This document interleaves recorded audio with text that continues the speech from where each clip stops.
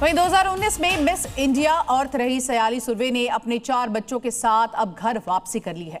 मुंबई के एक मुस्लिम व्यापारी से मजहब बदलकर शादी करने वाली सयाली का कहना है कि उनके साथ 10 साल में इतने ज्यादा जुल्म किए गए कि आपकी रूह कांप जाएगी उनकी दास्तां सुनकर। लेकिन 10 साल के बाद सयाली को इसका एहसास हुआ और उसके बाद अब वो सनातन धर्म में लौट आई हैं।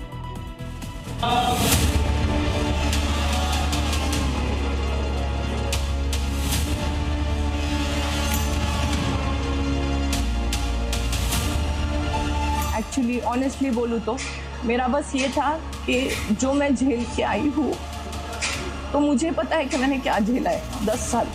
मैं लोगों को बता सकती हूँ। मैंने कल ओपनली बहुत सारी चीज़ें बोली नहीं, मेरे पास बहुत है बोलने के लिए। 10 साल के प्रूफ्स है।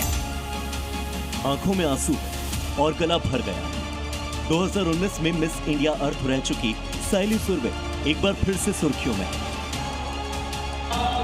सयाली ने विधि विधान और शुद्धिकरण के साथ फिर से हिंदू धर्म अपना लिया है। सयाली का कहना है कि उन्होंने 10 साल तक जो जुल्म और ज्यादती सही, उसको बर्दाश्त करने की जब सारी हदें टूट गई तो उनको फिर से उसी रास्ते पर लौटना पड़ा जिसे वो छोड़कर गई। ब्यूटी पेजेंट जीतने से पहले सयाली एविएशन स्टडीज कर चुकी है। सयाली ने 10 साल पहले एक ऐसा फैसला कर लिया जिसके लिए उन्हें बाद में पछताना पड़ा। 2019 में परिवार की मर्जी के खिलाफ जाकर सयाली ने मीरा भाईंदर के एक मशहूर मुस्लिम व्यापारी आतिफ तासे से निकाह किया था। इसके लिए सयाली ने हिंदू धर्म छोड़ा और मुस्लिम धर्म भी अपनाया था। आसिफ ने उनका नाम सयाली से बदलकर अतेजा तासे रख दिया था। लेकिन शादी के कुछ साल बाद ही सयाली की जिंदगी में कड़वाहट भर गई। ये लव मैरिज था। मुझे कन्वर्जन करना पड़ा क्योंकि अगर शादी करनी है तो उसके लिए निकाह करना ज़रूरी है, कन्वर्ट होना ज़रूरी है। तो वो पहले प्रोसीजर हुई। उसके बाद जैसे मैं रहते गई, एक 24 घंटा जब आप एक इंसान के साथ रहते हो तब आपको उसकी आदतें समझ में आती है और बैकग्राउंड का अंदाज़ा होता है। वैसे चीज़ें समझते आई। मैंने बहुत बार कोशिश की कि मैं इससे बाहर निकलूं, लेकिन कई बार मैंने ऐसा सोचा कि अब जब मैंने डिसीजन ले लिया है या मेरा बच्चा है तो मुझे कहीं ना कहीं कोशिश करनी चाहिए कि ये रिश्ता आगे जाए। सयाली का कहना है कि आतिफ तासे के साथ शादी करना उनकी जिंदगी की सबसे बड़ी गलती थी, क्योंकि शादी के बाद 10 साल तक उनको टॉर्चर किया गया, बच्चों के सामने उन्हें पीटा गया, हिंदू धार्मिक चीजें करने पर उनके साथ जुल्म की सारी हदों को पार कर दिया गया। एक लिमिट होती है टॉलरेट करने की, सहन करने की, जो मेरी ख़त्म हो चुकी है। क्योंकि 24 घंटा जब आपको गालियों के अलावा बातें नहीं सुनने मिलती, मारपीट के अलावा बिना कोई गलती के मारपीट की जाती है आपके साथ और जिसकी आपको आदत नहीं होती है, तो वो नॉर्मलाइज हो जाती है वो चीज़ें। और मैं नहीं चाहती थी कि मेरे बच्चों के सामने ये सब हो। उनकी आज उम्र बढ़ते जा रही है और मैं नहीं चाहती थी कि उनको वो ट्रॉमा लाइफ टाइम के लिए बैठे।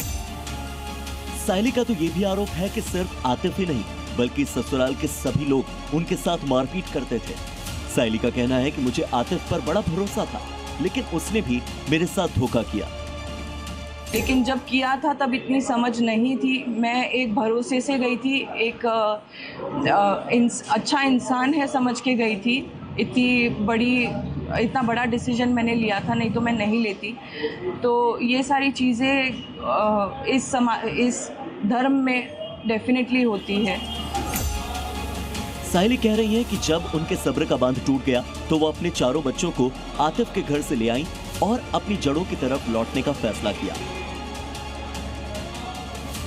इसके बाद हिंदू संगठनों की मदद से सयाली सुर्वे और उनके बच्चों का शुद्धिकरण करके फिर से सनातन धर्म में घर वापसी करवाई गई। इसके बाद सयाली उर्फ अतेजा की जिंदगी बदल गई। उन्होंने अपना नया नाम आद्या सुर्वे रख लिया है। साथ ही अपने चारों बच्चों के भी मुस्लिम नाम बदल दिए हैं, उन्हें हिंदू नाम दिए गए हैं। पहले उनके नाम मुस्लिम के हिसाब से रखे गए थे। आरिस, फातिमा, खालिद और गाजी ऐसे नाम रखे गए थे।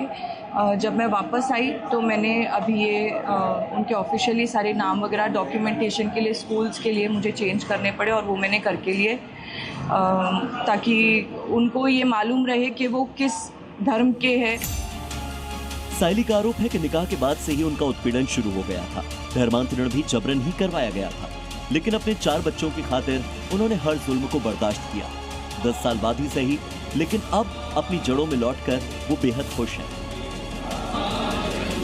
लेकिन जब तक आरोपी आतिफ को सजा नहीं दिलवा देती, तब तक वो शांत नहीं रहेंगी। ब्यूरो रिपोर्ट, जी मीडिया।